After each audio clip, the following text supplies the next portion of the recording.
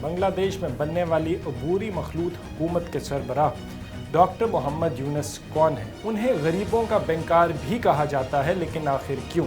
اب شیخ حسینہ واجد کی حکومت کا تختہ الٹنے والے جو نوجوان طلباء تھے، ان کی اپنی یہ ڈیمانڈ تھی کہ ڈاکٹر یونس جو ہیں مخلوط حکومت کا سربراہ ان کو مقرر کیا جائے۔ بسم اللہ الرحمن الرحیم، السلام علیکم، میں ہوں Ismail Qasim and you watching the blue truth. Bangladesh میں بننے والی عبوری مخلوط حکومت کے سربراہ ڈاکٹر محمد یونس کون ہیں؟ 84 سالہ ڈاکٹر یونس ایک نوبل پیس پرائز ونر ہیں۔ انہیں غریبوں کا بینکار بھی کہا جاتا ہے، لیکن آخر کیوں؟ وہ اس وجہ سے ہے کیونکہ بنگلہ دیش کے اندر جو مائکرو فائنانسنگ کی بیس رکھی، اس کے پیچھے جو ماسٹر مائنڈ تھا وہ ڈاکٹر یونس کا تھا۔ ڈاکٹر یونس کے بینکاری نظام کی وجہ سے لاکھوں بنگلہ دیشی مظلوم جو تھے وہ غربت کی لکیر سے نکلے۔ 1983 میں ڈاکٹر یونس کے شروع کیے گئے اس بینکاری نظام میں، جس کو انہوں نے گرامین بینک بھی کہا جاتا تھا، اس میں چھوٹے اور طویل مدت کے قرضے فراہم کیے جاتے تھے تاکہ کوئی بھی جو غریب طبقہ ہے وہ اپنا کوئی بزنس سٹارٹ کر سکے اور اپنے پیروں پر کھڑا ہو سکے۔ ایک طرف ڈاکٹر یونس کو اپنی ان سروسز کی پروویژن کی وجہ سے انٹرنیشنل ایکلیمیشن مل رہی تھی، ان کو نوبل پیس پرائز ایوارڈ بھی ملا 2006 کے اندر۔ لیکن آئرونیکلی یہ کہ جو ابھی پاسنگ آؤٹ حکومت ہے، جو کہ شیخ حسینہ واجد کی ایک اٹراسٹیز سے بھری ہوئی ڈیموکریٹک سیٹ اپ کے نام کے اوپر ایک دھبا والی حکومت جو تھی، وہ ان کو غریبوں کا خون چوسنے والا بار بار ریپیٹڈلی کہتی رہی ہیں۔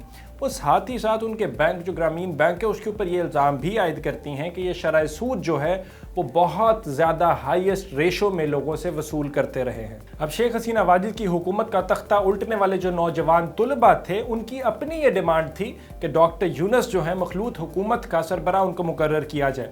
جب ڈاکٹر یونس سے بات کی گئی تھی تو انہوں نے ایکسیپٹ کیا تھا اس کو، اور پریزنٹلی ایز آف ناؤ جب آپ یہ ویڈیو دیکھ رہے ہوں گے تو doctor Yunus is the new leader of Bangladesh جو ہے وہ ایمرج کریں گے۔ ان کو ٹائٹل جو ہے وہ چیف ایڈوائزر کا ملے گا، لیکن اوور آل ڈیسیژن میکنگ کے اندر ان کا بڑا اہم رول ہوگا۔ اسٹوڈنٹس کی کال پر بنگلہ دیش واپس لوٹنے والے، بنگلہ دیش کی حفاظت کے لیے آنے والے، بنگلہ دیش کو بچانے والے ڈاکٹر یونس پریزنٹلی کہاں مصروف تھے؟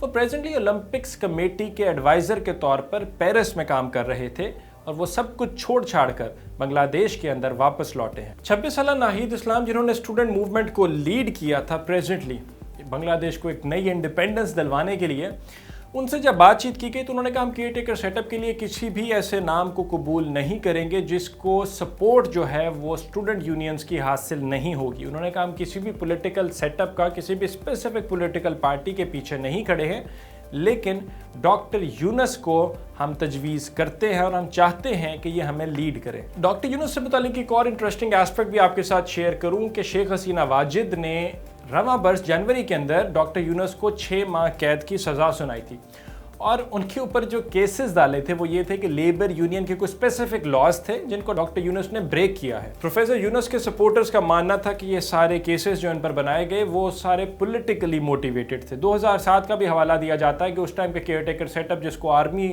نے بیک کیا تھا، اس کے اندر انہوں نے پولیٹیکل پارٹی کو بنانے کی کوشش کی تھی جو کہ اینٹائی شیخ حسینہ واجد تھی، جس ٹائم وہ خود جو تھی پاور میں نہیں تھی۔ تو ہو سکتا ہے کہ یہ سارا کچھ جو ہے پولیٹیکلی موٹیویٹڈ ہو، اس کے پیچھے کوئی بیس لائن نہیں ہے، ہینس پروفیسر یونس کی سپورٹ کو اس سے کوئی فرق نہیں پڑا۔ اور سیریز آف الزامات جن کا میں نے بھی حوالہ دیا آپ کو کہ سیریز آف کیسز ان کے خلاف بنائے گئے، تو وہ تو 2008 کے اندر جب شیخ حسینہ واجد حکومت میں واپس آ چکی تھی تو اس کے بعد ان کا سلسلہ چلتا رہا۔ کون کون سے کیسز تھے جو ان پر نہیں بنائے گئے؟ ابھی ریسنٹلی تو غبن کا ایک کیس بنایا گیا تھا، اس سے تھوڑا پہلے لے کے جاؤں آپ کو تو ان کے اوپر ہم جنس پرستی کو سپورٹ کرنے کا الزام لگایا گیا تھا۔ 2011 کے اراؤنڈ سامویئر ان کو گرامین بینک سے بھی نکال کر باہر پھینک دیا گیا تھا۔ So as a stated before, ایک آئرنی ہے کہ ایک ایسا بنگلہ دیش کا لیڈر آ رہا ہے جو کہ ماہر اقتصادیات ہے، نوبل پیس ایوارڈ ونر ہے، اس سے ہٹ کر اسے غریبوں کا بینکر کہا جاتا ہے۔ یعنی اوورال اگر دیکھیں تو نچلا طبقہ جو ہے ان کے لیے بہت زیادہ سپورٹیو ہے، ان کو بہت زیادہ سراہتا ہے، لیکن ان کے اوپر 100 سے زائد فوجداری مقدمات بھی رہے، دیگر وہ پریشانیاں بھی جھیلتے رہے بنگلہ دیش کے اندر۔ اینڈ آل ان آل اگر ہم دیکھیں تو یہ بنگلہ دیش کے لیے ایک نئی امید کی کرن ہے ان کی صورت میں جو نظر آ رہی ہے۔ ہو سکتا ہے کہ آنے والے دن جو ہیں وہ بنگلہ دیش کے لیے بہتر ثابت ہوں، but that only remains to be seen. This is me Ismail Qasim signing out, until next time, اللہ حافظ۔